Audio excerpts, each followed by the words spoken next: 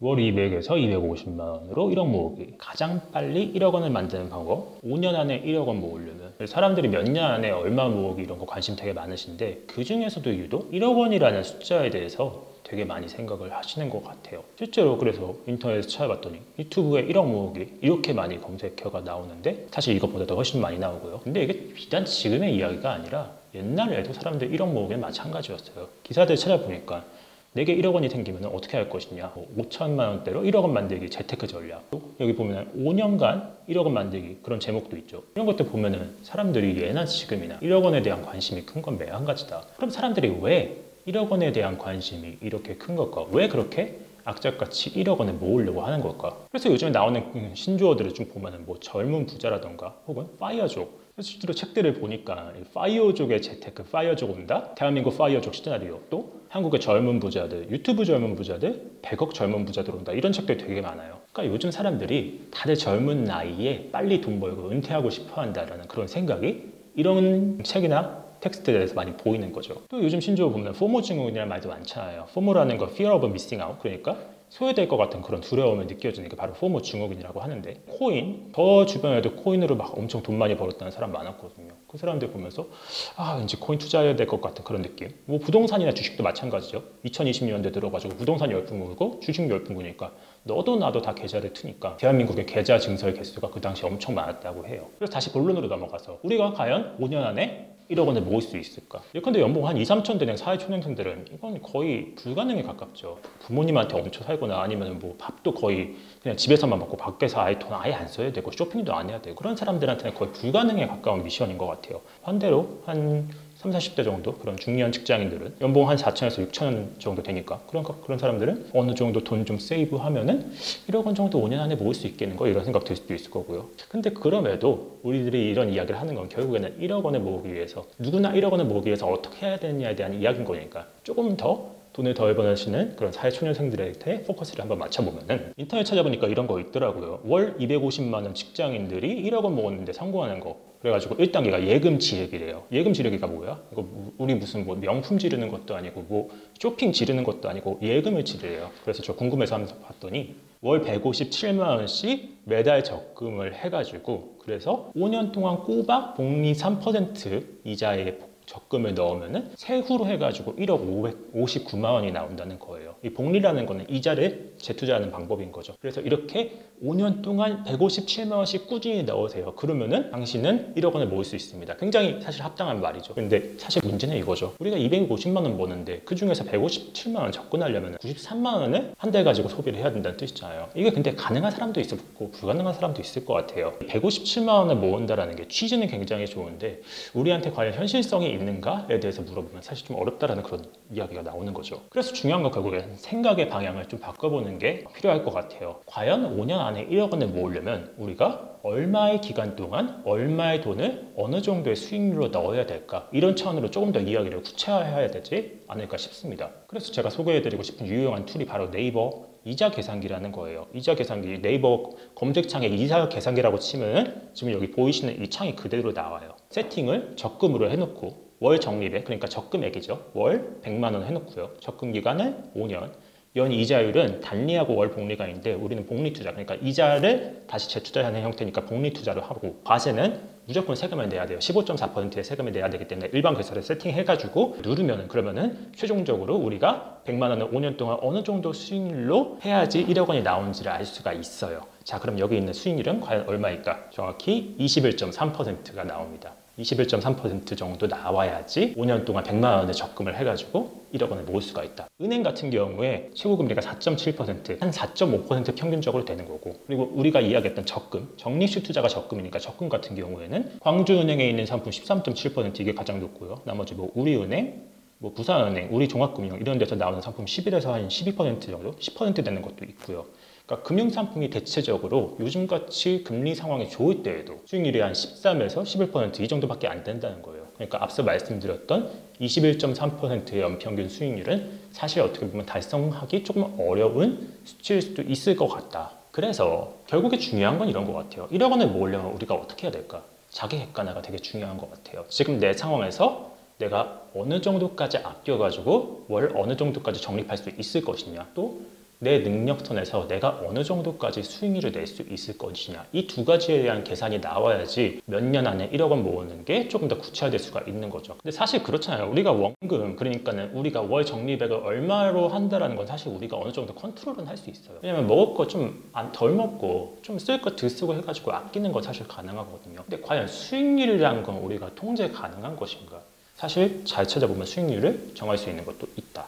그럼 이렇게 질문이 나오겠죠. 그거 어떻게 해? 로또 한번 이야기해 봅시다. 로또는 사람들이 로또 되게 많이 사죠. 저는 사실 안 사는데 지난님 로또 사시죠? 로또 말고 혹시 또 뭐 다른 복권 사는 거 있어요? 근로복권도 가끔씩 해요. 그렇죠. 그런 복권들 하시는 분들 되게 많은 것 같아요. 이게 자기 수익 상태하고 무관하게 그냥 재미삼아 하시는 분들도 있고, 혹은 진짜 이거 당첨됐으면 좋겠다라는 심리를 하시는 분들도 있고, 제가 옛날 기사를 한번 찾아보니까 이런 내용이 있더라고요. 복권 기대 수익률이 몇 %일까?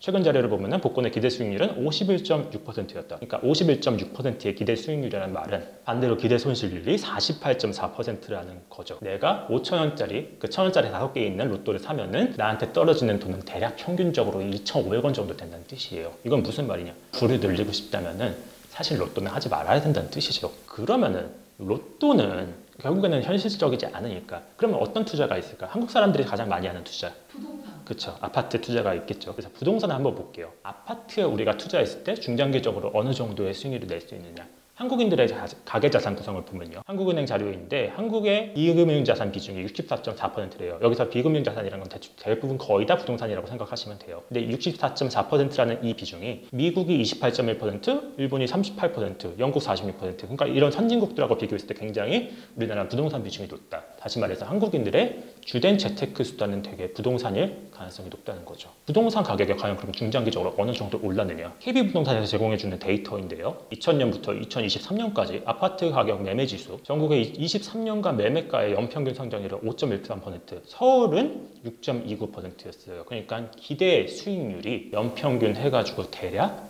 5에서 6% 정도 나올 수가 있다는 거죠. 준수한 수익률인 것 같은데, 근데 아까 말했던 수익률에 비해서는 사실 좀 낮은 게 사실이에요. 부동산이란 자산 자체가 워낙에 사이즈가 크고 그 사이즈가 큰 만큼 기대의 수익률이 그렇게 높지 않은 그런 특성이 있어요. 아파트 투자 수익률이 그렇게 높은 편은 아니니까. 그러면 다른 투자 수익률은 어느 정도 나올지에 대해서도 좀 생각을 해봐야 될 것 같아요. 그래서 준비한 게 바로 주식, 금융자산 이런 거죠. 이분 누군지 다 아실 거예요. 워런 버핏이죠. 가치 투자의 대명사라고 불리는 워런 버핏이. 이분처럼 투자하면 과연 어느 정도의 수익률이 나올까? 나무위키에 보니까 이런 내용이 있더라고요. 1965년부터 2014년까지 60년간 연평균 21.6%의 수익을 거뒀다. 자, 이게 과연 어느 정도의 수치이냐? 총 수익률이 182만 6,163%라고 해요. 그러니까 분이 거의 엄청 불었다는 거죠. 정확히 잘 모르겠어요. 자, 그러면 우리가 만약에 워런 버핏처럼 투자를 하면은 우리도 그 정도의 수익률을 낼 수 있을까에 대해서 생각을 해보니까 그럼 버크셔 해서웨이, 워런 버핏이 자기 돈 투자하는 곳이 그곳이니까 그럼 우리가 버크셔 해서웨이에 투자하면 그 정도의 수익률을 내지 않았을까? 실제로 확인을 해봤어요. 1980년 이후 버크셔 해서웨이 A주는 가장 기본적인 옛날부터 나와 있던 그 주식을 말하는 거고, 최근에 나온 주식 B주인데 A주에 투자했다라고 가정을 하면은 1980년부터 2023년까지 43년간 연평균 수익률이 총 18.43%가 나옵니다. 어느 해는 좀 더 높았을 수도 있고 어느 해는 좀 낮았을 수도 있고 어느 해는 손실을 봤을 수도 있는데,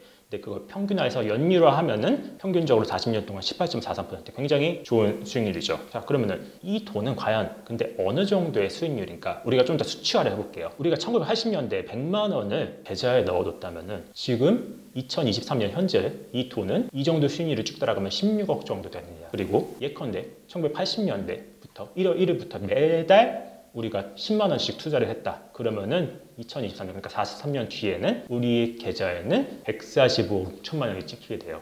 이게 비현실적인 액수처럼 보이는데 이게 바로 높은 수익률과 장기간의 그런 복리의 힘이라고 우리가 이야기를 하는 거예요. 실제로 우리가 이 당시 이렇게 투자를 하고 오랫동안 투자를 해서 이 정도 수익률을 냈으면 우린 진짜 부자가 됐을 것이다. 근데 생각해 보면은 43년이면 긴 기간처럼 보이기도 하는데, 그래서 우리 부모님이 한 10만 원씩 계속 버크셔를 넣어줬으면 지금쯤 우리는 한 몇십억 원은 있을 것 같은데 우리 부모님 왜 버크셔를 몰랐을까? 하다못해 삼성전자라도 좀 해주셨으면 좋았을 것 같기도 한데 뭐 그건 농담이고요. 그러면은 이런 생각도 들죠. 그러면 지금까지 이랬으니까 앞으로 버크셔에 투자를 하면은 앞으로도 이렇게 좋은 수익률이 나올까? 옛날처럼 그러진 않을 가능성이 좀 높을 것 같아요. 왜냐면은 버크셔 주가가 옛날엔 상승폭이 되게 좋았는데 요즘엔 그게 가면 갈수록 줄어들고 있거든요. 실제로 버크셔 해서웨이 A주의 연평균 주가 상승률은요, 1980년대는 37.73%였는데 1990년대 21%대까지 줄었고요. 2000년대 이후부터는 거의 10%대 아래로 계속 이렇게 상승하고 있어요. 그러니까 옛날엔 엄청나게 높았는데 그 수익률이 지금은 되게 줄어들었다. 그나마 최근에 19.35% 2020년대에 이렇게 나오고 있는데, 근데 이건 3년 데이터일 뿐이고 이게 앞으로까지 쭉 이어질지 미지수죠. 그리고 생각하는데 지금 워런 버핏 아저씨 나이가 거의 90 몇 살이고, 그리고 찰리 먼거 같이 일하시는 그분, 찰리 먼거 그분 나이가 지금 100살이거든요. 그분 돌아가시기가 사실 얼마 안 남은 것 같긴 해요. 그러면 그들의 후계자들이 과연 기존의 버크셔와 비슷한 수익률을 낼 수 있을까라고 생각했을 때 우린 잘 모르겠다. 그러면은 우리가 과연 버크셔에 투자하는 게 현명할까에 대한 그런 궁금증이 생기는 거죠. 자, 그렇다면 이런 생각이 들 수도 있어요. 그러면 우리 앞으로 애플이나 테슬라, 그러니까 버크셔보다 더 수익률 좋은데 투자하면 되는 거 아니냐. 예컨대 애플 같은 경우는 2020년부터 2023년까지 23.2년 동안 연평균 수익률이 25.08%였고요. 테슬라는 2010년부터 2023년까지 12.75년 동안 기간 수익률이 무려 50.57%였어요. 자, 그럼 우리 그냥 애플이나 테슬라 투자하면 되는 거 아니냐라는 생각이 들 수도 있죠. 그러면 과연 좋은 생각일까요? 좋을 수 있을까요? 좋을 수도 있을 것 같아요. 자, 근데 애플이나 테슬라에 투자했을 때 앞으로도 이 정도의 수익률이 나올 수 있을까에 대해서 물어보면 사실 그건 좀 모르겠다라는 게 맞는 것 같아요. 예컨대 이 옛날 시가총액 상위 종목 중에 IBM이라던가 GE라던가 엑슨모빌이라는 종목들이 또 있었거든요. 그들은 지금 수익률이 굉장히 좋은 마이크로소프트나 애플과 굉장히 비슷한 위치에 있었어요. 예컨대 우리가 IBM에 투자를 했다, 엑슨모빌에 투자를 했다, GE에 투자를 했다라고 하면은 2010년부터 2023년까지 연평균 수익률이 엑슨모빌은 한 7.8%니까 나쁘진 않은데 IBM은 3.44%, 이거는 거의 접근만도 못했죠. GE 같은 경우는 마이너스 0.93%, 이거 완전히 손실, 그냥 이렇게 투자했으면 손실 보는 거죠. GE가 나쁜 회사도 아닌데 꾸준히 돈 잘 벌고 있는 회사인데도 투자 수익률이 이렇게 나쁠 수가 있다는 거예요. 그러니까 다시 말해서 내가 지금 산 주식이, 내가 지금 산 애플이나 테슬라가 과거 한 2030년, 2040년쯤에 봤을 때는 그 당시에 IBM이나 GE 같은 회사가 됐을 수도 있다. 그러니까 향후 애플이나 테슬라 같은 회사에 투자하는 게 현명하지는 않을 수도 있다는 말인 거죠. 그래서 결국에는 우리가 찾아야 될 거는 꾸준히 낮은 리스크로 어느 정도 준수한 투자 수익률이 나오는 그런 방법을 찾을 수가 있을까에 대한 거예요. 여기서 나오는 키워드가 세 가지죠. 첫 번째, 꾸준히. 여기서 꾸준히라는 건 최소 10년, 20년, 30년 정도 꾸준히 해가지고 먹힐 수 있는 전략이 과연 있을까? 그리고 두 번째, 낮은 리스크. 이 리스크라는 거는 우리가 투자할 때 수익률을 높이려면 어느 정도는 감내해야 되는 것 같아요. 자, 근데 다만 무작정 엄청나게 위험한 거에 투자하는 게 아니라 우리가 어느 정도 이 정도의 손실이 날 수 있다는 걸 인지를 하고 그 정도 손실이 실제로 발생을 했을 때도 이건 받아들일 수 있어 할 수 있을 정도로 적당한 리스크를 받아들일 수 있는 그런 수준이 돼야 된다는 거죠. 그리고 마지막 세 번째 키워드, 순수한 투자 수익률. 대략 한 10에서 15% 정도 나오면 우리는 중장기 투자 수익률이 괜찮다라고 이야기를 하거든요. 혹은 그 이상도 나올 수도 있고요. 그래서 이 세 가지 키워드를 섞어서 꾸준히 낮은 리스크로 준수한 투자 수익률을 내는 게 가능한가? 이게 불가능하다는 말도 있지만 사실 이게 가능하다라는 여러 가지 썰이나 논문이나 이론 같은 것들도 많이 나와 있어요. 그래서 보여드릴게요. 예컨대 S&P나 자스닥의 적립식 투자에 대한 이야기를 한 번쯤 들어보셨을 거예요. 이 투자는 사실 금융사들도 되게 이야기를 많이 하고 추천하는 방식이에요. S&P 500이나 나스닥 같이 그런 미국의 대형 지수에 투자했을 때 우리가 중장기적으로 어느 정도의 수익률을 냈을까? S&P 500 같은 경우는 1980년부터 2023년까지 43년간 연평균 수익률이 8.96%, 대략 9% 정도 되죠. 그리고 나스닥은 같은 기간 10.97%, S&P 500보다 나스닥이 좀 더 높은 편이긴 했어요. 둘 다 중장기적으로 굉장히 스무스하게 우상향하는 수익률 곡선을 보여줬다. 다시 말해서 미국 지수에만 투자하더라도 우리가 대충 한 연평균 9에서 10% 정도의 기대 수익률이 나오지 않을까. 많은 투자기관들이 이전 전략을 추천을 해주고 있다는 거죠. 결론은 저희가 소개해드리고 싶은 거는 부동산보다는 좀 더 주식 혹은 금융상품 쪽에 가까운 그런 투자고요. 저희가 다음 시간에 그래서 들려드릴 거는 중장기적으로 우리 자산을 키워서 우리 노후를 어느 정도 좀 안정적으로 살아갈 수 있는 그런 적립식 투자가 되지 않을까 싶어요. 적립식 투자를 어떻게 하는지에 대한 투자 방법론, 그리고 이거에 대한 장단점, 그리고 여러분들이 적립식 투자를 할 때 어떤 금융상품, 정확히 말해서 어떤 계좌 같은 게 필요한지에 대해서도 조금 더 구체적으로 설명을 해드릴 수 있을 것 같아요. 이 컨텐츠는 여러분들이 젊은데 노후 준비할 때 보시는 분들이 굉장히 좋을 것 같고요. 또 여러분들이 적금을 붙듯이 투자를 하면서 여러분들이 자산 배분을 하실 수 있다면, 그런 거에 관심이 있으시다면 컨텐츠를 봐주시면 굉장히 좋을 것 같고요. 물론 단점도 있습니다. 이런 투자에 다 단점이 있고 장점이 있는 거니까 공부를 하시면서 나한테 맞는 투자인지 생각을 해보시면 좋을 것 같습니다. 궁금하신 내용도 하시고 싶은 말씀 댓글 달아주시면 저희가 친절하게 답변을 해드리겠습니다. 저희 그럼 다음 시간에 다시 뵙겠습니다. 감사합니다.